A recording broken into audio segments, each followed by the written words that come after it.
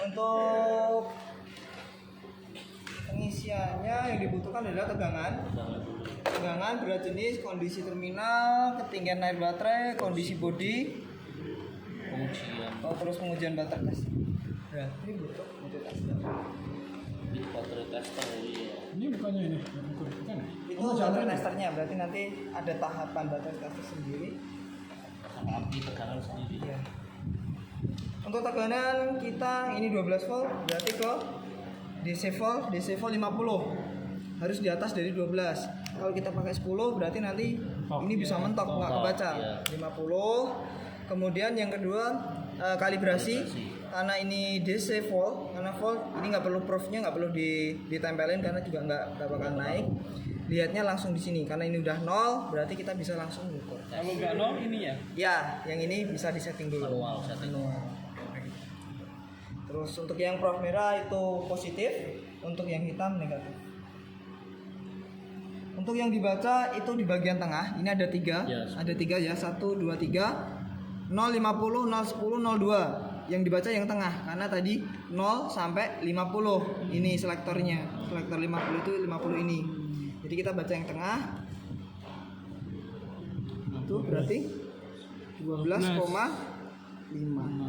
Ya, 12,5. Ini 12,5. Ya, 12,5. Ini kan 1 2 garis lebih setengah tadi. Nih. Nah, hampir ke garis ketiga malah itu. Ya. 10-nya yang tengah ini 10. Kan 10 ini yang garis hitam yang tebal. Kemudian ada garis tipis-tipis. 1 2. Nah, itu tinggal tambah aja berapa itu. Ya, 2 lebih ya itu. Mengikuti skala yang tengah berarti? Ya, yang tengah. Karena kita selektornya 50, 0 ke 50. Hasilnya 12,5. Terus kita off-kan. Selanjutnya adalah berat jenis. Berat jenis menggunakan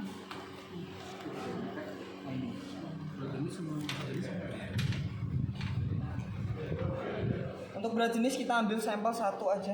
Satu saja ya. Nanti kelamaan.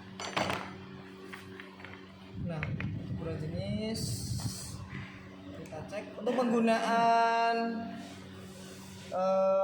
namanya apa aja namanya hidrometer. Nah, untuk penggunaan hidrometer Sesuai bacaan skala. pemakaiannya sebelum dimasukkan ini ditekan dulu, ditekan bagian atas, karetnya ini ditekan dulu sebelum masuk, ditekan kemudian dimasukkan terus dilepas.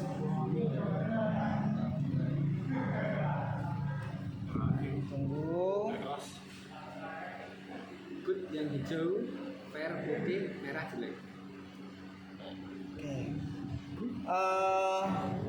Kalau udah ngapung berarti kita lihat hasilnya. Dia di batas hijau yang paling tinggi, paling atas. Berarti nilainya adalah 1275. Maksudnya mana? Ya, ini 1275. Ya. Satu. Iya, Pak, ada angkanya. Tadi dia di situ 1275. Oh, Ya. berarti ngitungnya apa? Baca aja. Bacanya 1275. Iya. Bukan yang atas ya? Enggak, tadi sebenarnya tadi dia di situ, Pak. Di sini, tapi ini gara-gara goyang mungkin kan. Oh iya. Jadi 1,27 ya? Ya, 1,27. 1,27. Yang di luar standar tuh kalau merah apa? Ya, kalau merah kondisi berarti jelek, Pak. Atau butuh dicas. Maaf ini hijau. Hijau. Iya. Nah, terus untuk ambilnya karena ini air keras jadi harus hati-hati. Ini digantung dulu, dikeluarin. Lapnya mana? Jadi dorongnya itu bukan pas kondisi di dalam Proses juga ya ini. Gini kan ya, tapi nanti nggak bisa keluar airnya. Tapi digantung dulu, jangan sampai keluar, terus didorong sampai habis airnya. Nah ini, setelah itu mungkin pakai Putih sedang.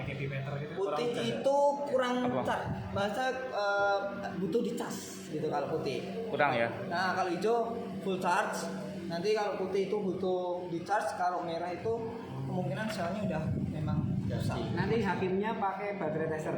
Yang nanti pakai testernya nanti kelihatan. Oke, Berarti dari sudah. airnya bisa kelihatan ya. Semuanya. Kondisi Langsung baterai di-print ya? langsung di print. Terus kemudian kondisi terminal itu yang dilihat ini mungkin ada korosi atau kapur yang nempel, kotor, itu harus dibersihkan. Jadi kita harus membersihkan. Meskipun sudah bersih, kita bersihkan gitu Pak. Ini karena ini tadi nggak bisa dilepas, ya aja. Nempel itu. Ya, ini nggak tahu. Soalnya ini bukan pasangannya ini punyanya negatif dipaksa di positif. Udah. Itu kalau dilepas bisa tapi pasti patah itu. Udah nempel. Iya. Oke, untuk terminal sudah kita bersihkan. Kemudian kondisi ketinggian air baterai, kita bisa Di atas. goyang. Itu Dari- ada upper sama lower. Nah, kalau dia di upper berarti Nempel kondisi upper oke. ya. Ini kelihatan. Nah, kalau di upper berarti kondisi oke ya.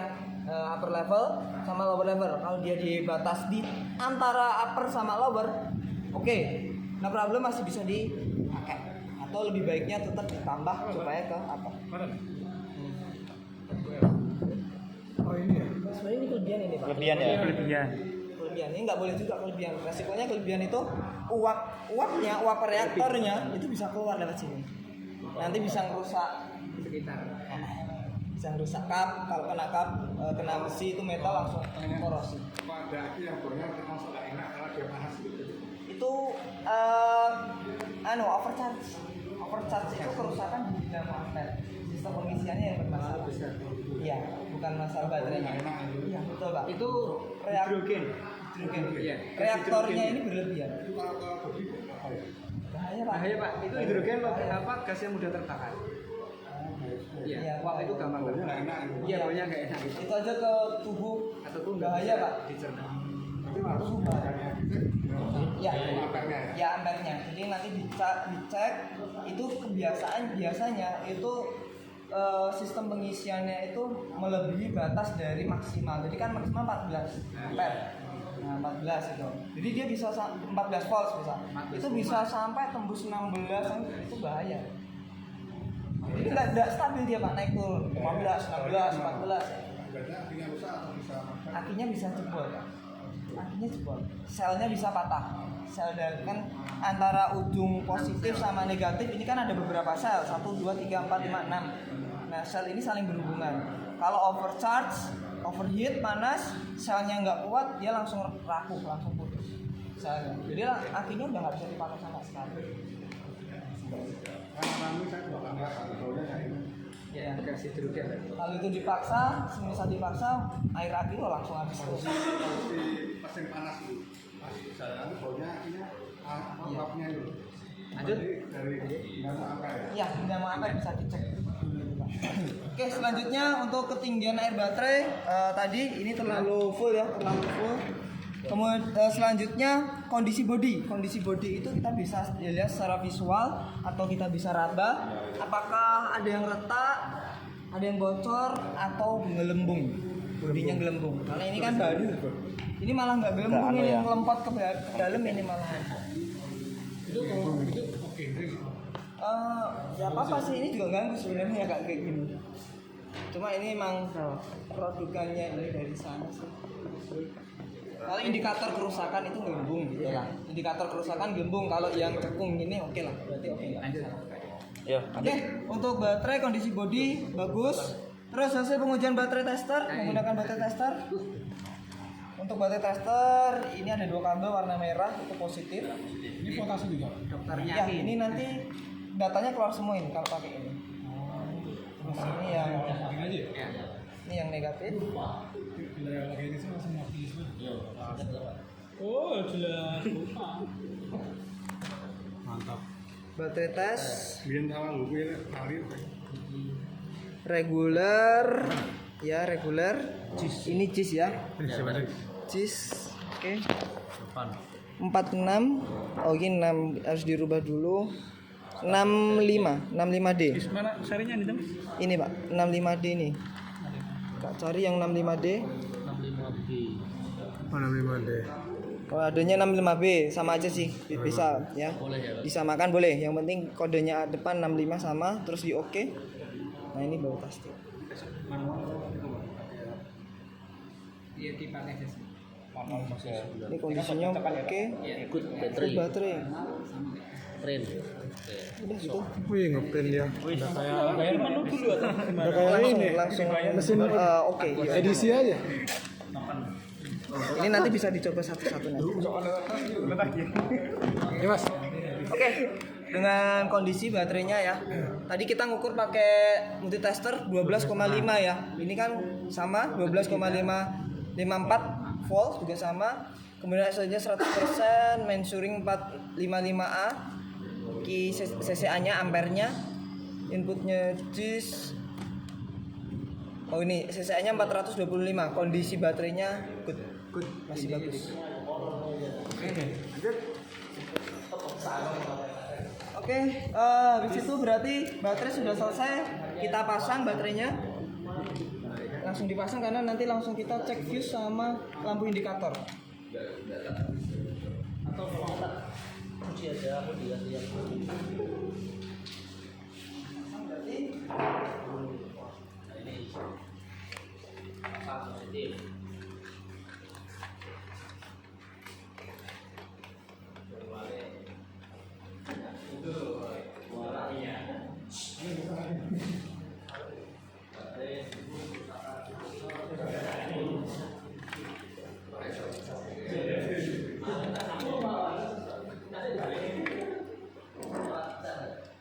Yuk, kurangnya. 1,5 gram sih yang minimal. Iya. Yang 1,5 gram lebih pakai yang pakai Iya, ikat pipet tadi ya. Tidak boleh lebih dari ini dan tidak boleh kurang dari ini. kira ini sepanjang. Jadi nilainya berapa?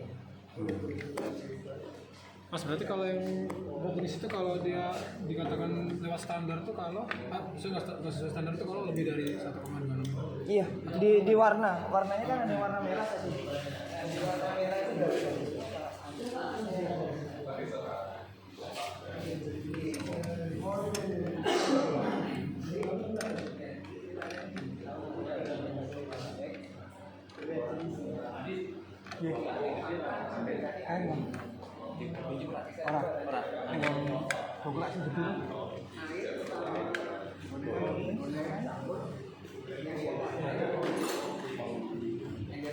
Untuk selanjutnya adalah pemeriksaan fuse top lamp. Untuk fuse top lamp ini box fuse-nya, posisi fuse-nya ada di dalam Pak. Tapi dalam, bukan di luar, di dalam. Karena di dalam tadi untuk apa ya namanya? Di dalam kan udah nggak ada bidangnya itu apa namanya? Nah, bearingnya, posisinya. Tapi tadi saya sudah sempat cari ketemu untuk box fuse-nya itu 10 ampere, posisinya di sebelah kiri dari atas nomor 3. Ada tulisannya di situ. Yang di dalam. Di dalam. Ini 10 ampere kita lepas juga posisinya. Terus tahu. Pinjam ininya full Mengambil fuse-nya. Mengambil fuse. Ya. Coba itu narik. 10 ampere. Stop lamp. Di sebelah sini Pak. Ini kan heavy ini.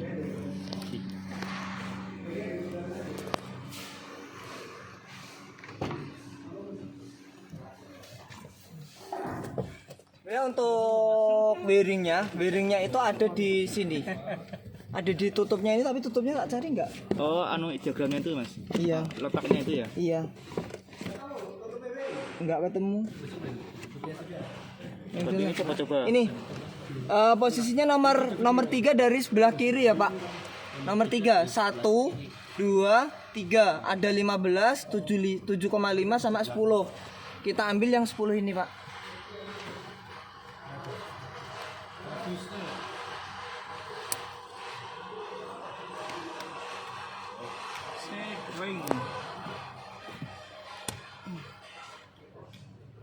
Nomor berapa ya, Pak?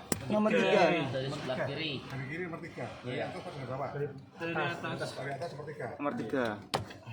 Benar Pak, tak ambil tang aja itu susah banget. Maksud dari atas ada 2. Ada 2 posisi. Yang atas. Panjangkan gawing Dua line. Ada dua apa ya namanya? Dua sub. Dua saf. Nah ini. Nah ini. Udah bisa kan lempok kayak Ini stop. Jadi coba kita buktikan kalau di rem nyala nggak belakang? Nyala nggak? Mati kan? Udah tak injek, nyala nggak? Mati. Nah karena berarti kan benar ini fuse stopnya. Fuse stop itu fuse stop lamp. Jadi ketika lampu rem, ketika ini putus berarti lampunya mati. Nah tugasnya ini dilepas, itu dicek pakai multitester di meja mengecek ini putus atau enggak. Iya putus atau enggak? Iya. Tapi kalau misalnya nyala Pak, udah nyala misalkan. Kalau sebenarnya udah nyala, berarti menuntut kita untuk mencari fuse-nya yang mana, suruh ngecek sebenarnya normal semua gitu. Ya.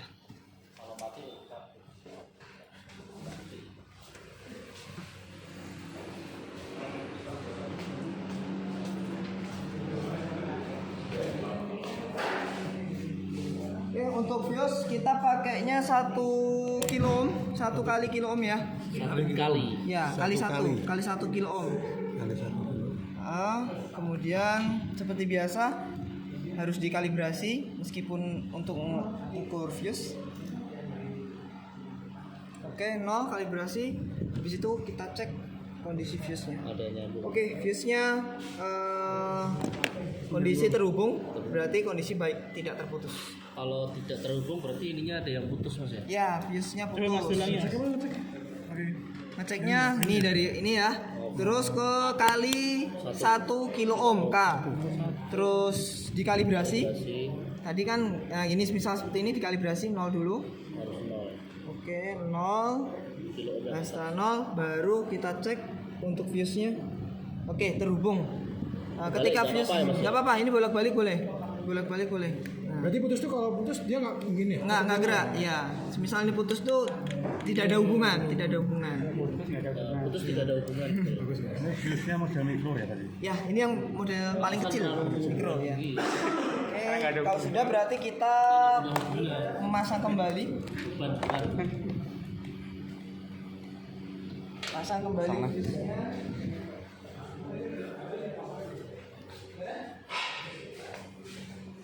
Ya, bisa langsung pakai ini lagi, tang bisa atau mungkin langsung. Masaknya susah juga ya mas ya? Ya kecil soalnya ini. Nah ini kalau udah baru ditekan pakai tangan. Dorong. Dah gitu. Kita cek nyala nggak? Nyala. Nah, nyala ya. Berarti fuse oke. Nggak ada masalah. Ketika dari kiri tuh kalau kita ngata gini ya. Warna merah pokoknya mas. Ke kiri. Aduh rakaton.